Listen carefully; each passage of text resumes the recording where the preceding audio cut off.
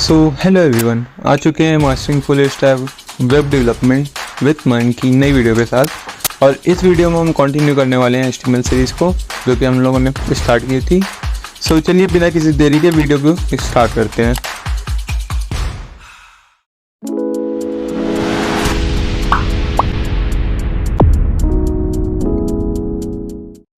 सो यहाँ हमने VS code open कर लिया है और सबसे पहला टॉपिक जो कि है टेक्स्ट फॉर्मेटिंग इन HTML, इसको हम स्टार्ट करते हैं। एक नया फोल्डर बनाते हैं ट्यूटोरियल 2 नाम का और उसमें एक फाइल क्रिएट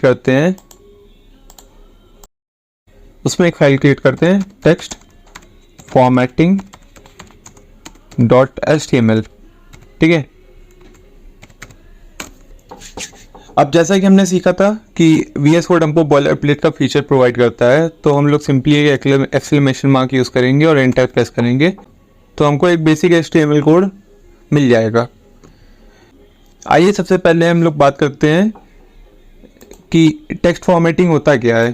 तो टेक्स्ट फॉर्मेटिंग कुछ नहीं है। अगर हम कोई भी टेक्स्ट लिख रहे हैं, कोई भी कंटेंट लिख रहे हैं अपने वेब पेज में, तो उसको हम डिफरेंट तरीक़ों से फॉर्मेट कर सकते हैं, उसको डिफरेंट तरीक़ों से रिप्रेजेंट कर सकते हैं अपने वेब पेज पे। सो इसी फीचर को, इसी फंक्शनैलिटी को हम बोलते हैं टेक्स्ट फॉर्मेटिंग। अब बात करते हैं हम लोग टेक्स्ट फॉर्मेटिंग के पहले टैग की, जिसका नाम है इटैलिक टैग। तो इटैलिक टैग को रिप्रेजेंट करने के लिए हम लोग आई यूज़ करते हैं और एंटर की प्रेस कर देंगे। यहाँ पे देखिए ये ओपनिंग और क्लोजिंग दोनों आ गया, तो इसका मतलब ये कौन सा टैग है? पेयर्ड टैग है। तो इसके अगर हम कोई भी टेक्स्ट लिखेंगे, मान लीजिए हमने लिखा इटैलिक, तो ये बेसिकली करेगा क्या कि उस टेक्स्ट को थोड़ा स्लांट कर देगा, मतलब वो एक इटैलिक रिप्रेजेंटेशन में दिखेगा। अब चलिए हम इसको लाइव सर्वर के थ्रू देखते हैं कि कैसा दिख रहा है ये टेक्स्ट। तो हमने गो लाइव पे क्लिक किया और यहाँ पे सिंपली देखिए इटैलिक टेक्स्ट दिखने लगा। एक काम करते हैं, हम इसको डुअल स्क्रीन पे यूज़ करते हैं ताकि हम लोग सिंपली कोड लिखते जाएंगे और उसका रिप्रेजेंटेशन आपको तुरंत वेब ब्राउज़र पे दिखता रहेगा। तो हम इसको ड्रैग करके डुअल स्क्रीन बना लेते हैं और इसको थोड़ा क्लोज कर देते हैं।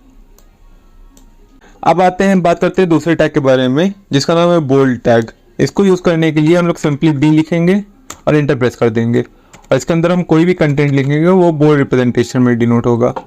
अब ये देखिए यहाँ पे ये कंटेंट जो है, जो बोल्ड टैग के अंदर लिखा है वो बोल्ड हो गया, उसका फॉन्ट वेट बढ़ गया। ठीक है। यहाँ पे एक चीज़ और नोटिस करने वाली है कि ये टेक्स्ट और ये टेक्स्ट एक ही लाइन में आ गया, जबकि यहाँ पे हमने ये अलग अलग लिखा था, डिफरेंट लाइंस में लिखा था। तो इसको अगर हम हटाना चाह रहे हैं, इस बोल्ड टेक्स्ट को उठा के हम यहाँ ले आना चाह रहे हैं, तो हम लोग एक और टैग का यूज़ कर सकते हैं जिसका नाम है BR टैग। यहाँ पे सिंपली अगर BR टैग को यूज़ करना है तो हम BR लिखेंगे और एंटर प्रेस कर देंगे। तो करेगा क्या कि ये लाइन को ब्रेक कर देगा। BR मतलब ब्रेक लाइन। ठीक है। ये लाइन को ब्रेक करके एक न्यू लाइन पे टेक्स्ट को रिप्रेजेंट करने चालू कर देगा। अब यहाँ पे एक और BR टैग यूज़ करके नेक्स्ट टैग की ओर बढ़ते हैं और बात करते हैं हम सबस्क्रिप्ट टैग की। अब सबस्क्रिप्ट का मतलब क्या होता है? अगर मान लीजिए कि हम लोग केमिस्ट्री में इक्वेशंस को लिखते थे, तो उसमें हम लोगों ने बहुत बार ऐसे लिखा है H2O, तो यहाँ पे 2 जो था वो H के नीचे साइड रहता था। ठीक है। अगर हम इसी टाइप के टेक्स्ट को हम वेब पेज पर रिप्रेजेंट करना चाह रहे हैं तो हम लोग सबस्क्रिप्ट टैग का यूज़ करेंगे, जिसमें हम लिखेंगे, मान लीजिए यहाँ पे लिखा मैंने H और टैग का नाम है SUB सब। ठीक है। इसको जब ओपन करेंगे तो ये भी क्लोज हो जाएगा, इसका मतलब ये भी पेयर टैग है। अब जो हमको नीचे लाना है, जो कैरेक्टर हमको नीचे लाना है, नीचे की ओर लाना है, ठीक है, उसको हम सब टैग के अंदर लिखेंगे। ठीक है।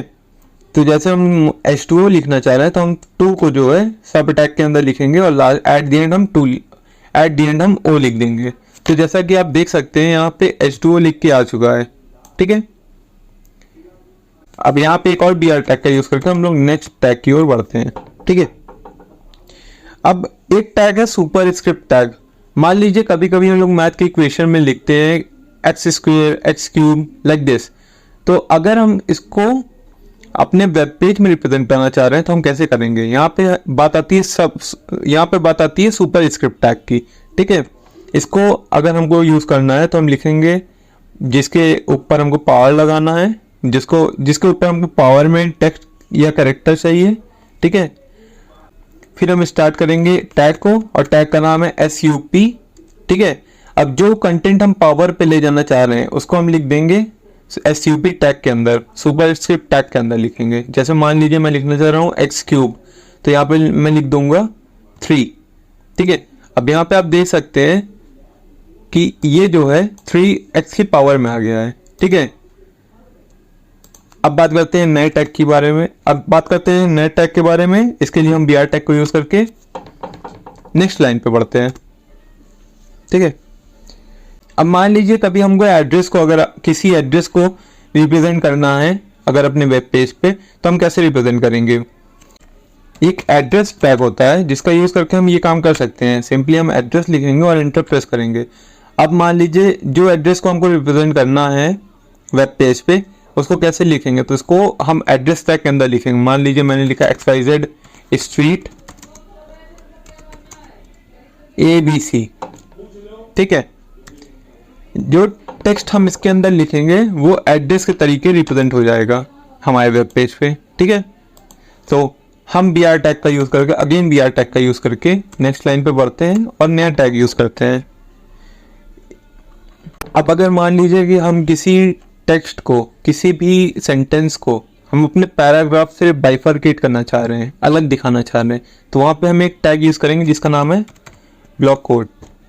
अब इसके अंदर हम कोई भी टेक्स्ट लिखेंगे तो ये होगा क्या कि ये एक इतना स्पेस ऊपर और इतना स्पेस नीचे छोड़ करके ये दिखाई देगा। तो हम नेक्स्ट टैग की ओर बढ़ते हैं। अब इसको समझने के लिए आपको ये समझना होगा कि अगर हम कोई भी टेक्स्ट या कोई भी सेंटेंस कोटेशन के अंदर लिखना चाहते हैं तो वहाँ पे इस टैग को हम यूज कर सकते हैं जिसका नाम है Q टैग। अब इसके अंदर रिप्रेजेंट किया गया कोई भी टेक्स्ट हमेशा कोटेशन के अंदर रहेगा। यहाँ पे देखिए डबल कोटेशन के अंदर है ये टेक्स्ट, ठीक है। अब यहाँ पे सिंपली हम BR टैग को यूज करके नेक्स्ट टैग की ओर बढ़ते हैं जिसका नाम है मार्क टैग। अगर हम अपने वेब पेज में किसी भी सेंटेंस को या किसी भी टेक्स्ट को या किसी भी वर्ड को हाईलाइट करना चाह रहे हैं, ठीक है, जैसे हम लोग अपनी नोटबुक में या बुक में हाइलाइटर का यूज करके अपनी किसी भी सेंटेंस को हाईलाइट करते हैं, ठीक है, तो सेम अगर हम वेब पेज में ये काम करना चाह रहे हैं तो हम मार्क टैग का यूज करेंगे। इसको यूज करने के लिए हम सिंपली लिखेंगे मार्क और यहाँ पे मार्क टैग जनरेट हो जाएगा, ठीक है। अब इसके अंदर कोई भी टेक्स्ट हम लिखना चाहेंगे तो ये इस प्रकार से रिप्रेजेंट होगा अपने हमारे वेब पेज पे। इसी के साथ आपने समझा कि हम अगर किसी भी टेक्स्ट को फॉर्मेट करना चाह रहे हैं अपने वेब पेज पे तो हम किस प्रकार से करेंगे, कौन कौन से टैग्स यूज होंगे। आइए बढ़ते हैं नेक्स्ट कॉन्सेप्ट की ओर और बात करते हैं HTML एट्रीब्यूट्स के बारे में। आइए बात करते हैं हम लोग HTML एट्रीब्यूट्स के बारे में।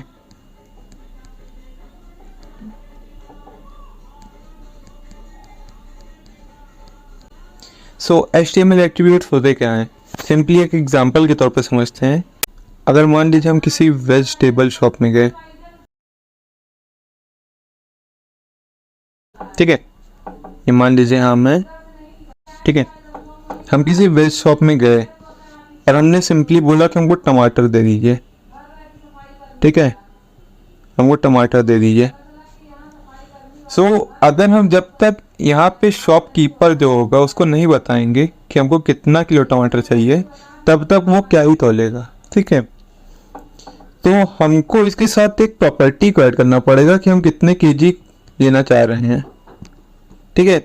सेम इसी प्रकार से अगर हम वेबसाइट में कोई भी टैग्स यूज करते हैं, ठीक है, कोई भी टैग यूज कर रहे हैं, ठीक है, उसकी भी कुछ प्रॉपर्टीज होती हैं, उसके भी कुछ एट्रीब्यूट्स होते हैं जिसे हम बोलते हैं HTML एट्रीब्यूट्स, ठीक है। उसके भी जो एट्रीब्यूट्स होते हैं उनको हम बोलेंगे HTML एट्रीब्यूट्स। चलते हैं VS कोड की ओर और समझते हैं कुछ ऐसे HTML टैग्स के बारे में जिनके कुछ एट्रीब्यूट्स होते हैं। उन्हीं एट्रीब्यूट्स का यूज करके हम कुछ अपने HTML पेज में कुछ प्रॉपर्टीज को ऐड कर सकते हैं, कुछ चीज़ों को ऐड कर सकते हैं। आइए चलते हैं VS कोड की ओर। अब आ चुके हैं हम लोग VS कोड की ओर। यहाँ पे tutorial2 नाम का जो फोल्डर है उस पर एक हम फाइल क्रिएट करते हैं जिसका नाम देते हैं मोर टैग्स .html। ठीक है, अब बॉयलर प्लेट कोड को जनरेट करते हैं सिंपली एक्सक्लेमेशन मार्क्स को यूज करके। अब एक टैग होता है जिसके बेसिस पे हम कोई लिंक क्रिएट कर सकते हैं। मान लीजिए कि हम ऐसा वेब पेज क्रिएट कर रहे हैं जिसमें कुछ एक्सटर्नल लिंक्स इन्वॉल्व हैं, तो उसको क्रिएट करने के लिए हम लोग सिंपली एक टैग का यूज़ करेंगे जिसका नाम है एंकर टैग। एंकर टैग को रिप्रेजेंट करने के लिए हम लोग सिंपली ए लिखेंगे और एंटर की प्रेस कर देंगे। अभी हमने बात की HTML एट्रीब्यूट्स के बारे में, तो सिंपली आप यहाँ देख सकते हैं कि ये एक href लिखा है, href करके कुछ लिखा है। ठीक है, ये एक HTML एट्रीब्यूट है जो कि एंकर टैग के साथ एसोसिएटेड होता है। ठीक है, अब जो भी एक्सटर्नल लिंक्स होंगी जिसको हमको अपने वेब पेज में इंक्लूड करना है वो यहाँ हम href एट्रीब्यूट के अंदर लिखते हैं। मान लीजिए हमने लिखा https://www.google.com। ठीक है, और मान लीजिए मैंने ये टेक्स्ट दे दिया गूगल का। ठीक है, अब चलते हैं इसको वेब ब्राउजर पे देखते हैं कि कैसे ये रिप्रेजेंट हो रहा है। सो यहाँ देखिए गूगल करके लिख गया है। ठीक है, अगर हम इस पे क्लिक करेंगे तो ये सिंपली हमको रिडायरेक्ट करेगा गूगल के सर्च इंजन पे। ठीक है, अब इसके कुछ और एट्रीब्यूट्स के बारे में बात करते हैं। अगर हम किसी लिंक को क्लिक करें और वो किसी न्यू पेज पे ओपन हो तो हम वहाँ पे एक और एट्रीब्यूट का यूज़ करेंगे जिसका नाम है टारगेट। अब टारगेट में यहाँ कई सारे ऑप्शंस है, ब्लैंक, पैरेंट, सेल्फ, टॉप। अगर हम यहाँ ब्लैंक का यूज़ कर रहे हैं तो वेब ब्राउज़र करेगा क्या कि जब भी कोई यूज़र, जब भी कोई क्लाइंट अगर लिंक पे क्लिक करेगा तो उसके ब्राउज़र पे एक नया पेज ओपन होगा जिस पे वो लिंक ओपन होगी। जैसे हम एग्जांपल देख लेते हैं कि यहाँ मैंने ब्लैंक यूज़ किया है और ये गूगल टेक्स्ट पे मैं क्लिक कर रहा हूँ, गूगल की लिंक पे मैं क्लिक कर रहा हूँ, तो यहाँ देखिए एक नया पेज ओपन हो गया। ठीक है, सो अब बात करते हैं कि अगर हमको अपने वेब पेज पे कोई एक एक्सटर्नल इमेज को इंक्लूड करना है तो हम कैसे करेंगे। सो वहाँ पे हम सिंपली एक टैग का यूज़ करते हैं जिसका नाम है img। ठीक है, अब img में दो एट्रीब्यूट्स आ गए यहाँ पे, src और alt। src क्या है कि उस इमेज का डेडिकेटेड पाथ जिस इमेज को हम अपने वेब पेज पे रिप्रेजेंट करना चाह रहे हैं। और alt क्या रिप्रेजेंट करेगा, alt के अंदर कोई टेक्स्ट होगा जो कि उस इमेज से एसोसिएटेड होगा, जो उस इमेज को रिप्रेजेंट कर रहा होगा। अब चलिए यहाँ पे हम एक इमेज को इंपोर्ट कर लेते हैं। सो यहाँ पे ट्यूटोरियल 2 में हम एक फोल्डर क्रिएट करते हैं img नाम का, और इस पे हम एक इमेज को इंपोर्ट करते हैं।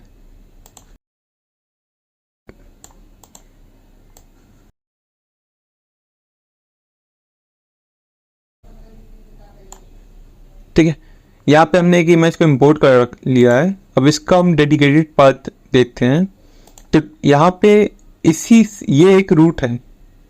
अब डेडिकेटेड पाथ को फाइंड आउट करना है तो सिंपली हम ऐसे देख सकते हैं कि जैसे ये एक HTML पेज है, अब इसी पाथ पे ये एक इमेज नाम का फोल्डर है। ठीक है, तो हम सिंपली लिखेंगे यहाँ पे img, फिर लगाएंगे /।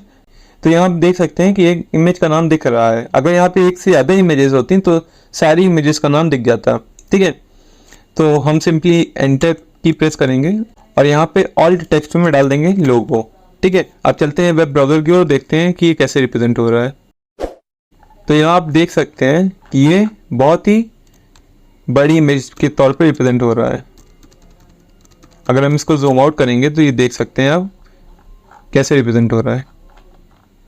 अब मान लीजिए कि अगर हम इसको छोटा करना चाहें, ठीक है, तो कैसे कर सकते हैं।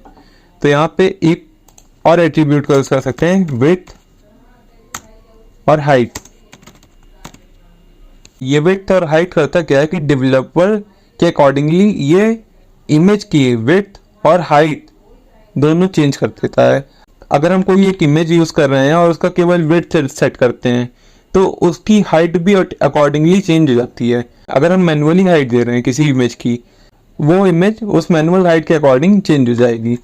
जैसे कि हम एग्जांपल के तौर पर समझ सकते हैं कि यहाँ पे मैंने दे दिया 200 पिक्सल और हाइट को भी दे दिया 200 पिक्सल।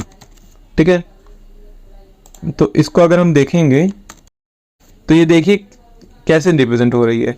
अगर हम यहाँ पे हाइट को हटा दें तब भी देखेंगे तो ये सेम उसी तरीके से रिप्रेजेंट होगी, क्योंकि ये एक स्क्वायर इमेज है, ठीक है। लेकिन अगर हम हाइट में मान लीजिए दे दिया 100 पिक्सल, तो ये कैसे रिप्रेजेंट होगी, ये देखिए, ये मैनुअल हाइट के अकॉर्डिंगली चेंज हो गई, ठीक है। अब VS कोड अगर हम यूज कर रहे हैं तो वहां पे एक फंक्शनैलिटी है कमेंट करने की, कि अगर आप एक से ज्यादा लाइंस को कमेंट करना चाहते हैं या कुछ सेलेक्टेड टेक्स्ट को कमेंट करना चाहते हैं, तो आप सिंपली करेंगे क्या कि जितने पोर्शन को आप कमेंट करना चाह रहे हैं उसको सेलेक्ट करेंगे और control plus forward slash press करेंगे, तो यहाँ देख सकते हैं कि ये ऑटोमेटिकली कमेंट हो गया कमेंट टैग का यूज करके, ठीक है। अब बात करते हैं कि अगर हम कोई इमेज यूज कर रहे हैं, ठीक है, कोई इमेज यूज कर रहे हैं और चाह रहे हैं कि उस इमेज पे अगर कोई क्लिक करे तो हमारा कोई एक नया वेब पेज ओपन हो जाए, ठीक है। तो इस चीज को हम कैसे करेंगे, हम लोग क्या करेंगे कि एंकर टैग के अंदर हम लोग इमेज टैग को यूज करेंगे, ठीक है। हमने अभी बात की एंकर टैग की, कि एंकर टैग के बेसिस पे हम कोई एक्सटर्नल लिंक को अपने वेब पेज पे इंक्लूड कर सकते हैं, और हमने बात की इमेज टैग की, जिसका यूज करके हम लोग कोई भी इमेज अपने वेब पेज में इंपोर्ट कर सकते हैं, ठीक है।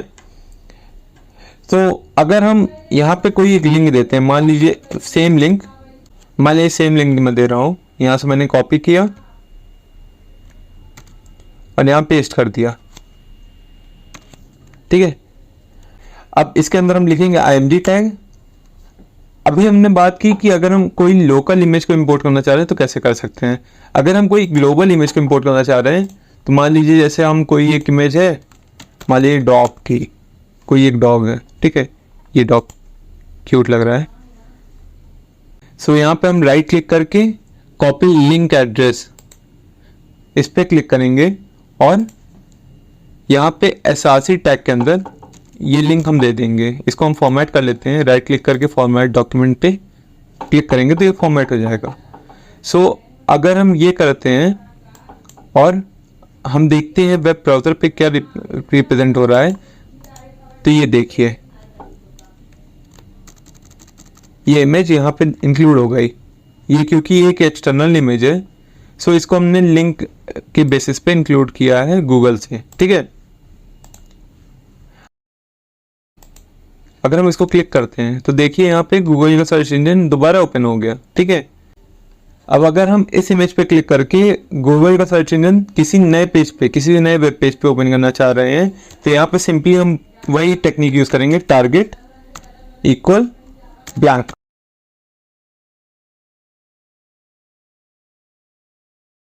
ठीक है।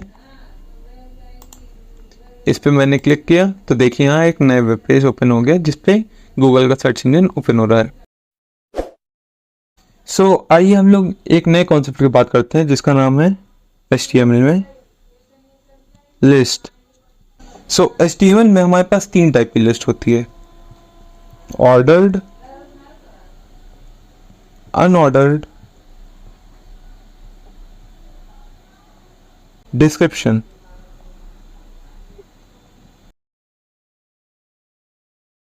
ठीक है, अब इन सब के बारे में समझ लेते हैं लाइन बाय लाइन कि ये सब लिस्ट काम क्या करती है। सो जो ऑर्डर्ड लिस्ट है वो एक सीक्वेंशियल मैनर में डेटा को रिप्रेजेंट करेगी हमारे वेब पेज पे, ठीक है। मतलब यहाँ पे मान लीजिए 1 2 ऐसे करके यहाँ पे डेटा रिप्रेजेंट होंगे। ये जो अनऑर्डर्ड लिस्ट है इसमें कोई ऑर्डर नहीं फॉलो होता है। लाइक बेसिकली अगर हम किसी भी डेटा को रिप्रेजेंट करना चाह रहे हैं तो वो डॉट के साथ रिप्रेजेंट होगा, डॉट या और भी कोई सारे सिंबल्स हैं जिसको हम यूज़ कर सकते हैं यहाँ पे, और यहाँ पे उससे एसोसिएटेड डेटा आइटम्स होंगे, ठीक है। जो डिस्क्रिप्शन लिस्ट है वो किसी भी डेटा का एसोसिएटेड इंफॉर्मेशन डिनोट करता है, ठीक है। मान लीजिए मैंने यहाँ पे कुछ लिखा है, अब इसके बारे में मैं और कुछ डिस्क्रिप्शन देना चाह रहा हूँ, तो ये यहाँ पे डिस्क्रिप्शन लिस्ट के द्वारा रिप्रेजेंट होता है, ठीक है। तो सो आइए चलते हैं VS कोड पे और समझते हैं इसको कोड करके। सो हम लोग आ चुके हैं VS कोड पे। अब हैं, यहाँ पे एक नई फाइल बनाते हैं जिसका नाम देते हैं list.html। ठीक है, और जल्दी से हम लोग बॉयलरप्लेट को जनरेट कर लेते हैं। ठीक है, अब यहाँ पे हम बात करते हैं ऑर्डर्ड लिस्ट की।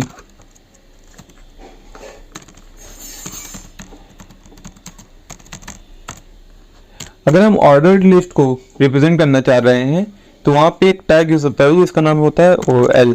ठीक है, OL रिप्रेजेंट करता है ऑर्डर्ड लिस्ट को। ठीक है, अब इसके अंदर जो भी डेटा आइटम्स हैं, ठीक है, अब इसके अंदर जो भी डेटा आइटम्स हैं उसको हम रिप्रेजेंट करेंगे li टैग में। ठीक है, मान लीजिए कुछ हम वेजिटेबल्स का लिस्ट बनाना चाह रहे हैं, तो मैंने लिख दिया टोमेटो,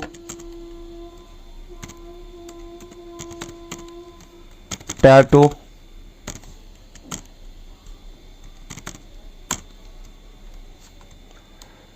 चिली, लाइक दिस मैंने यहाँ लिख दिया। इसको हम वेब ब्राउज़र पे देखेंगे तो देखते हैं ये कैसे रिप्रेजेंट हो रहा है। तो यहाँ पे आप देख सकते हैं कि ये नंबर के बेसिस पे सीरियली रिप्रेजेंट हो रहा है हमारे वेब पेज पे। ठीक है, अब बात करते हैं हम लोग अनऑर्डर्ड लिस्ट के बारे में। अब अनऑर्डर्ड लिस्ट को अगर रिप्रेजेंट करना चाह रहे हैं हम वेब पेज पे तो उसके लिए एक टैग यूज होता है जिसका नाम होता है UL। ठीक है, ये UL टैग के अंदर ही हम अनऑर्डर्ड लिस्ट के डेटा आइटम्स को रिप्रेजेंट करते हैं, और डेट एज यूजुअल हम लोग डेटा आइटम्स के लिए li टैग को यूज करेंगे। और अगर हम सेम लिस्ट को यहाँ पे अनऑर्डर्ड लिस्ट का यूज करके बनाना चाह रहे हैं, सेम वेजिटेबल की लिस्ट को अगर हम अनऑर्डर्ड लिस्ट का यूज करके बनाना चाह रहे हैं तो आइए देखते हैं कैसे करते हैं। यहाँ सिंपली हम लिखेंगे डेटा आइटम्स के अंदर li लिस्ट आइटम्स के अंदर टोमेटो, पोटैटो, चिली। आइए चलते हैं वेब ब्राउज़र की ओर और देखते हैं कि ये कैसे रिप्रेजेंट हो रहा है। तो जैसे कि आप देख सकते हैं कि यहाँ पे ये डॉट के साथ रिप्रेजेंट हो रहा है। ठीक है, अब हम बात करते हैं डिस्क्रिप्शन लिस्ट की।